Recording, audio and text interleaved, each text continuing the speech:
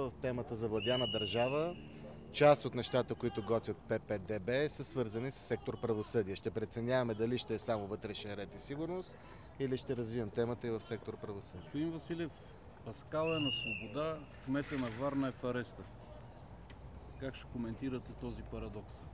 В държавата на павлинките всичко може да се случи, така че как да го коментирам? Нещо ще го използва този Паскал, измислен герой. Друго?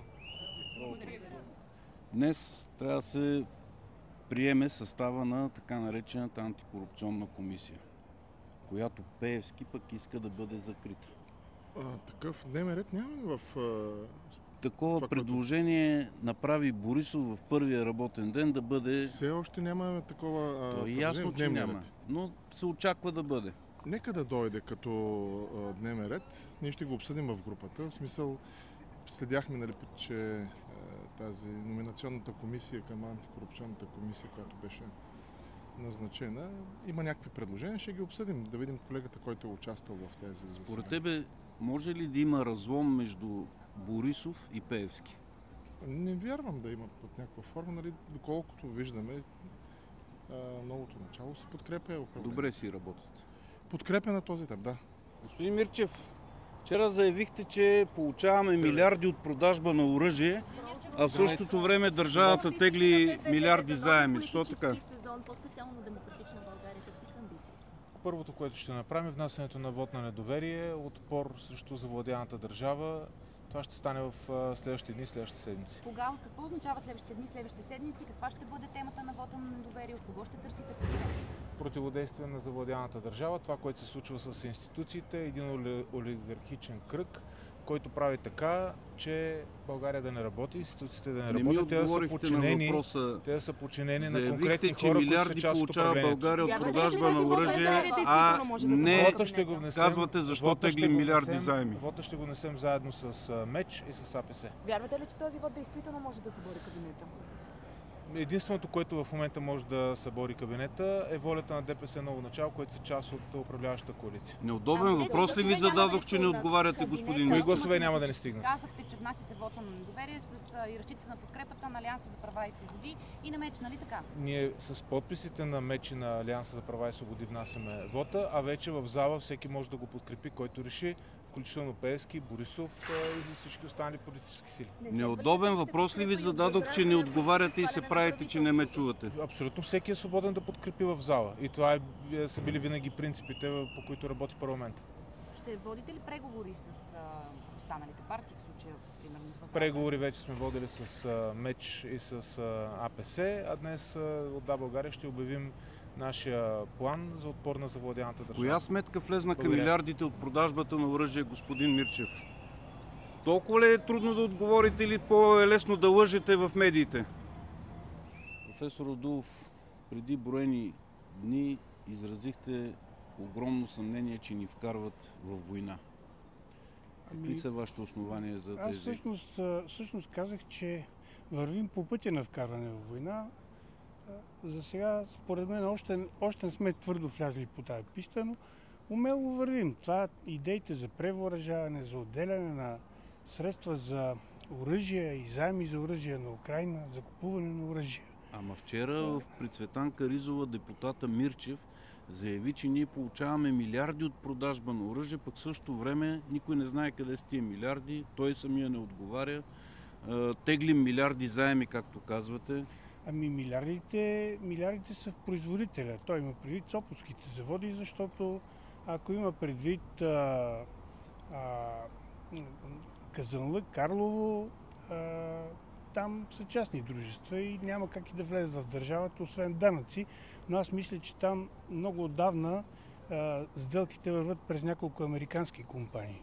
И Бушев на времето направи, тъй като му спираха сделките, направи българо-американски компании с офиси в Ню Йорк и оттам сключват договори, така че вероятно големите данъци в щатите ще останат. Тоест искате да кажете, че ние само лапаме мухите и се правим на велики? Не, ние работиме. Сега с крайна сметка Сопот изкарва добри печалби. Колко от тях аз не съм проверил какъв данък плаща на държавата, но завода работи в пълният си капацитет, което Знаете, имаше преди 5-6 години, хората стояха гладни, по 6 месеца ни им плащаха заплатите, стачкуваха, ходеха да ги успокояват. Беше много проблематично въобще оцеляването на завода. Така че ние вървим към милитаризиране, очаква се 1-2 милиарда да отидат за превъоръжаване на армията, тъй като тя е, след като си дадохме старата уж, но все още работеща съветска техника на Украйна, сега ще трябва да попълним тия липси, защото при каквито и да е действия, способностите на армията зависят от въоръжаването. Ние въоръжаване нямаме. Виждате, че стигнахме до един феноменален резултат, за който ние говорим от 20 години и повече, замяната на пистолет Макаров със съвременно оръжие. Да. Така че нещата стават много бавно. Съмнително е колко бързо ще стане превъоръжаването на армията, но не е съмнително това, че ще дадем пари за Украйна и оръжие още ще отиват нататъка. В същото време събираме капачки за лечение на нашите деца. Ами не е само там проблема, че събираме капачки. Ние имаме здравна каса, която има над 8 милиарда, заплати над 9 даже. Да, гигантски заплати на ръководството на здравна каса и по телевизията се стартират акции да помогнем на това дете, да помогнем на това дете. Аз мисля, че на тия деца най-добре ще им помогнем, ако отидем всички пред здравна каса и я блокираме. Няма да влизат, няма да излизат, докато не почнат да си изпълняват задълженията. За какво ни е тази здравна каса, когато децата ни умират и трябва да събираме пари? Благодаря. Господин Рашков, един коментар кратък, ако може да направите. Кмета на Варна, за който така няма все още никакви доказателства за извършено престъпление, продължава да лежи в ареста. Големия контрабандист, за който ни продъниха ушите Паскал, на свобода. За голямо съжаление, напоследък, в последните години, включително, бих казал, от създаването на специализираните съдебни звена, прокуратура и съд, сме свидетели като общество на селектирано правосъдие, най-общо казано. Законът не се прилага еднакво, респективно гражданите не са равни пред закона, което е видно от актовете на органите на прокуратурата, напоследък отчетливо и на съда. Не може нито един здрав разум да отговори на този въпрос, който вие задавате, освен по този начин. Изправени сме, повтарям, пред практика на селективно правосъдие. Закона във Варна действа по един начин, закона в София действа по различен начин. Онези, които са били съдии и прокурори в специализираните звена, сега са в звената на Софийската градска прокуратура и Софийския градски съд и по-нагоре и работят точно по начина, по който работеха, когато съществуваха или преди ликвидирането на тези специализирани звена. Тук закона за тях има малко значение, за голямо съжаление го казвам това, тъй като все пак това са колеги, но спомням си преди десетилетия едно от светилата на наказателно-процесуалната теория и автор на множество, разбира се, трудове, академик Стефан Павлов, беше обърнал внимание точно на този въпрос и беше цитирал някои автори, че не може да има калушка и рязанска законност. Но сега сме свидетели точно на такава една практика, която мене ме озадачава, особено след толкова години юридическа практика. Очевидно, приоритет в тези години придобива не правото, а политиката. Тоест, и това е отговора на вашия въпрос. А може ли да считаме, че вече се вкарва и елемент на отмъщение, защото някакси много по-късно се вкарва вашето име във всичките тези неща? И аз, примерно, като журналист, наблюдавал процесите, остана с впечатление, че някой цели отмъщение за това, че арестувахте, например, Борисов. Но някакси това нещо се подминава. Това прозира, разбира се, защото менталитета на бившите рекетьори, завзели така позиции в държавната власт и партийните централи, това е характерно за техния менталитет. Отмъщението, незачитането на закона, използването на новите форми на бухалки в лицето на прокуратура, на ДАНС, на други държавни институции, на МВР, разбира се, включително и най-напред. Така че аз не се изненадвам от този менталитет. Той е видим и в момента.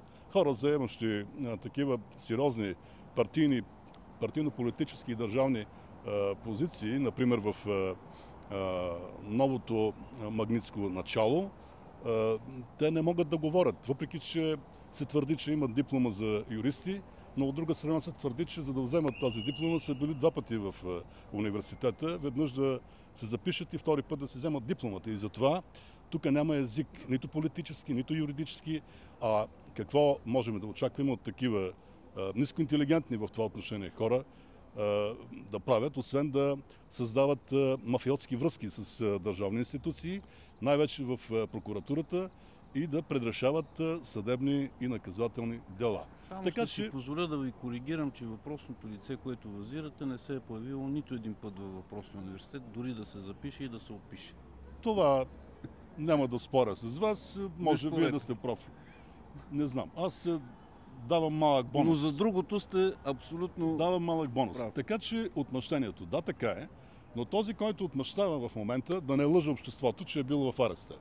Ако беше в ареста задържан действително, фактически, той трябваше да знае, че арестът, в който е трябвало да бъде настанен, е в 7-мо районно полицейско управление в София. Този арест е построен по норвежкия механизъм с възможно най-актуалните мебели, обзавеждане на бани, на тоалетни, които са много скъпи, защото трябва да са антивандалски изготвени, създадени, за да не подлежат на шупване и изготвяне на оръжие от тях. Така че за никакви кофи и дума не може да става, за каквито той пропища цялото общество и едва ли не се разплаква пред телевизионните екрани, при положение, че най-вероятно е изкарал до сутринта при някои от началниците в главна дирекция Национална полиция и са пили кафе, точно така. Иначе човек, който е влязъл в такъв арест, не може да не знае как изглежда. Как изглежда. Естествено. Благодаря.